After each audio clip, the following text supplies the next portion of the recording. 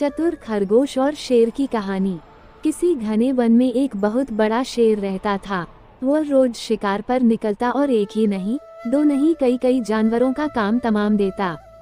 जंगल के जानवर डरने लगे कि अगर शेर इसी तरह शिकार करता रहा तो एक दिन ऐसा आएगा कि जंगल में कोई भी जानवर नहीं बचेगा। सारे जंगल में सनसनी फैल गई। शेर को रोकने के लिए कोई न कोई उपाय करना जरूरी था। एक दिन जंगल के सारे जानवर इकट्ठा हुए और इस प्रश्न पर विचार करने लगे। अंत में उन्होंने तय किया कि वे सब शेर के पास जाकर उनसे इस बारे में बात करें। दूसरे दिन जानवरों के एक दल शेर के पास पहुंचा। उनके अपनी ओर आते देख शेर घबरा गया और उसने गरज कर पूछा, क्या बात है? तुम सब यहाँ क्यों आ रहे हो? जानवर दल के नेता ने कहा, महाराज, हम आपके पास निवेदन करने आए हैं। आप राजा हैं और हम आपकी प्रजा। जब आप शिकार करने निकलते हैं तो बहुत जानवर मार डालते हैं। आप सबको खा भी नहीं पाते। इस तरह से हमारी संख्या कम होती जा रही है। अगर ऐसा ही होता रहा तो कुछ ही दिनों में जंगल में आपके सिवाय और कोई भी नहीं बचेगा। प्रजा के बिना राजा भी कैसे रह सकता है? यदि हम सभी मर जाएंगे तो आप भी राजा नहीं रहेंगे। हम चाहते हैं कि आप सदा हमारे राजा बने रहें। आपसे हमारी विनती है कि आप अपने घर पर ही रहा करें। हर रोज स्वयं आपके खाने के लिए एक जानवर भेज दिया करेंगे। इस तरह से राजा और प्रजा दोनों ही चैन से रह सकेंगे। शेर को लगा कि जानवरों की बात में सच्चाई है। उसने पल भर सोचा, फिर बोला, अच्छी बात है, मैं तुम्हारे सुझाव को मान लेता हूँ।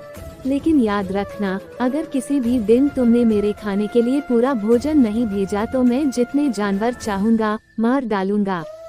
जानवरों के पास तो और कोई चारा नहीं, इसलिए उन्होंने शेर की शर्त मान ली और अपने अपने घर चले गए।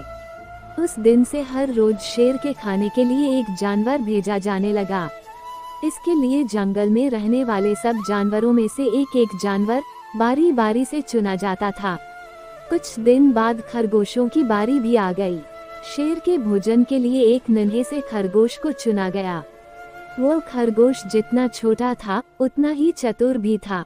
उसने सोचा, बेकार में शेर के हाथों मरना मूर्खता है। अपनी जान बचाने का कोई न कोई उपाय अवश्य करना चाहिए और हो सके तो कोई ऐसी तरकीब ढूंढनी चाहिए जिससे सभी को इस मुसीबत से सदा के लिए छुटकारा मिल जाए। आखिर उसने एक तरकीब सोच ही निकाली। खरगोश धीरे धीरे आराम से शेर के घर की ओर चल पड़ा। जब वह शेर के पास पहुंचा तो बहुत देर हो चुकी थी। भूख के मारे शेर का बुरा हाल हो रहा था। जब उसने सिर्फ एक छोटे से खरगोश को अपनी ओर आते देखा तो गुस्से से बौखला उठा और गरज कर बोला, किसने तुम्हें भेजा है? एक तो पिद्दी जैसे हो, दूसरे इतनी देर से आ रहे हो। जिन बेवकूफों ने तुम्हें भेजा है मैं उन सबको ठीक करूंगा। एक एक का काम तमाम न किया तो मेरा नाम भी शेर नहीं। नन्हे खरगोश ने आदर से जमीन तक झुककर, महाराज, अगर आप कृपा करके मेरी बात सुन ले तो मुझे या और जानवरों को दोष नहीं देंगे।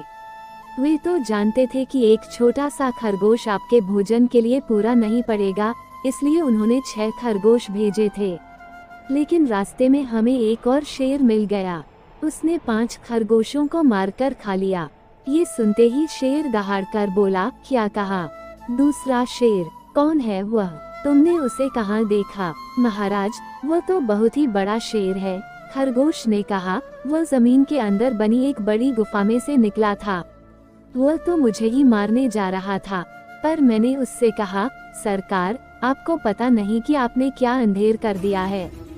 हम सब अपने महाराज के भोजन के लिए जा रहे थे, लेकिन आपने उनका सारा खाना खा लिया है। हमारे महाराज ऐसी बातें सहन नहीं करेंगे। वे जरूर ही यहाँ आकर आपको मार डालेंगे। इस पर उसने पूछा, कौन है तुम्हारा राजा? मैंने जवाब दिया, हमारा राजा जंगल का सबसे बड़ा शेर है। महाराज, मेरे ऐसा कहते ही वो गुस्से से लाल पीला होकर बोला, बेवकूफ, इस जंगल का राजा सिर्फ मैं हूँ। यहाँ सब जानवर मेरी प्रजा हैं।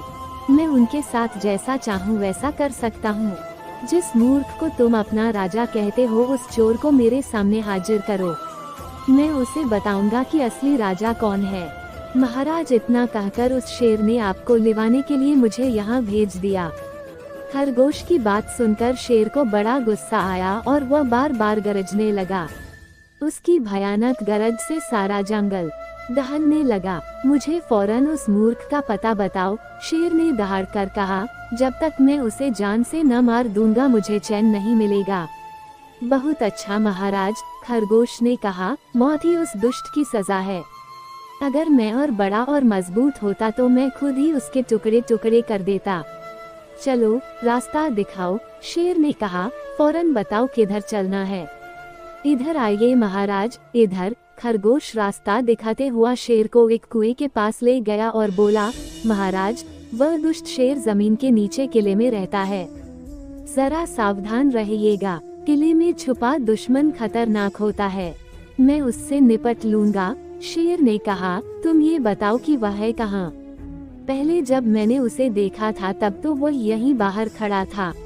लगता है आपको आता देखकर वह किले में घुस गया। आइए मैं आपको दिखाता हूँ। खरगोश ने कुएं के नजदीक आकर शेर से अंदर झांकने के लिए कहा। शेर ने कुएं के अंदर झांका तो उसे कुएं के पानी में अपनी परछाई दिखाई दी। परछाई को देखकर शेर जोर से दहाड़ा। कुएं के अंदर से आती हुई अपने ही दहाड़ने की गूंज सुनकर उसने समझा कि दूसरा शेर भी दहाड़ रहा है। दुश्मन को तुरंत मार डालने के इरादे से वो फौरन कुएं में कूद पड़ा। कूदते ही पहले तो वो कुएं की दीवार से टकराया, फिर धड़ाम से पानी में गिरा और डूबकर मर गया। इस तरह चतुराई से शेर से छुट्टी पाकर नन्हा खरगोश घर लौटा। उसने जंगल के जानवरों को शेर के मारे जाने की कहानी सुनाई। दुश्मन के मारे जाने की खबर से सारे जंगल में खुशी फैल गई। जंगल के सभी जानवर खरगोश की जय जयकार करने लगे। सीख: घोर संकट की परिस्थितियों में भी हमें सूझबूझ और चतुराई से काम लेना चाहिए और आखिरी दम तक प्रयास करना चाहिए। सूझबूझ और चतुराई से काम लेकर हम भयंकर संकट से उबर सकते हैं और बड़े से बड़े शक्तिशाली शत्रु को भी पराजित कर सकते हैं।